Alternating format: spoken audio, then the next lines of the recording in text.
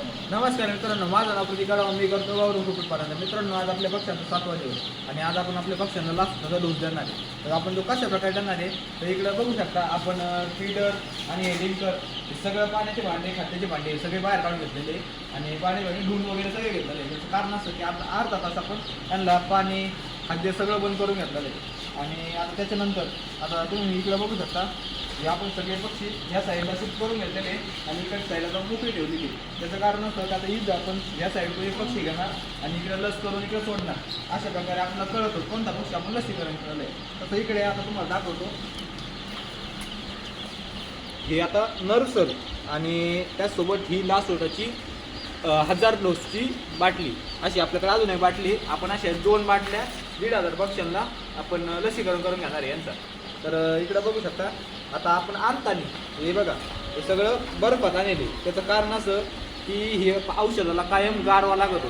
तो कायम आणताना गारमध्येच ठेवावा लागतो आणि एकदा फोडल्यानंतर परत रियूज होत नाही. त्याच्यामुळे एकदा फोडलं की एक पक्ष्यांना लसीकरण करून परत रियूज करायचं नाही. याच्याने काही इन्फेक्शन व्हायची भीती असते परत रियूज केल्यानंतर.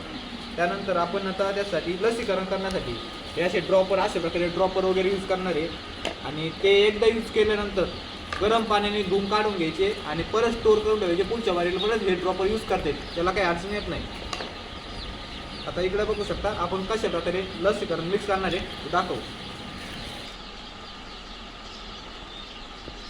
तर मित्रांनो, आपण आता याच्यातून एक थोडंसं नॉर्मल काहीतरी हे नर्सल हे लिक्विड काढून घेणार आहे.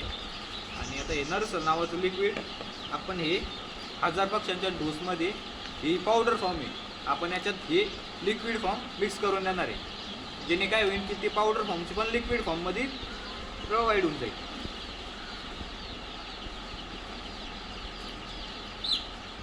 बघू शकता आपण हे कशा प्रकारे मिक्स करून घेतलेलं आहे आता लिक्विड फॉर्ममध्ये. आता हे शेक करायचं, थोडं नॉर्मल, लय शेक नाही करावं लागेल त्याला, नॉर्मल शेक करायचं. हे सगळं मिक्स झालं.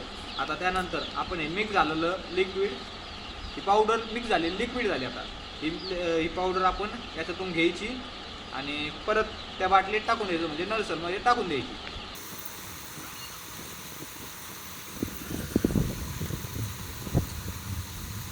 तर मित्रांनो, आपण त्याच्यातलं सोल्युशन, आपण ते एकत्र केलेलं सोल्युशन सगळं या बाटलीमध्ये मिक्स केलेलं आहे. त्यानंतर आता आपण हे सगळं सोल्युशन या पक्ष्याच्या डोळ्यात सोडणार आहे. एक एक ड्रॉप एक पक्ष्यामध्ये सोडावा लागतो आणि एकच डोळ्यात कोणतं एक साईडला एक डोळ्यात सोडावं लागतं. आता बघू शकता हे आपण अशा प्रकारे एक ड्रॉप या पक्षीच्या डोळ्यात सोडलं आणि त्यानंतर हे पक्षी जोपर्यंत तोंड हालीत नाही तोपर्यंत हा ड्रॉप सोडायचा नाही, आपला पक्षी सोडायचा नाही. आता हा पक्षी सोडला त्यानंतर अशाच प्रकारे आपण अख्ख्या पक्ष्यांचे व्हॅक्सिनेशन करणार आहे. तुम्हाला जर माहिती आवडली असेल तर ID ला फॉलो करून घ्या. तुमची काही समस्या असली तर मला कमेंट करून सांगा, आपण त्याच्यावर नेक्स्ट व्हिडिओ बनवू. धन्यवाद.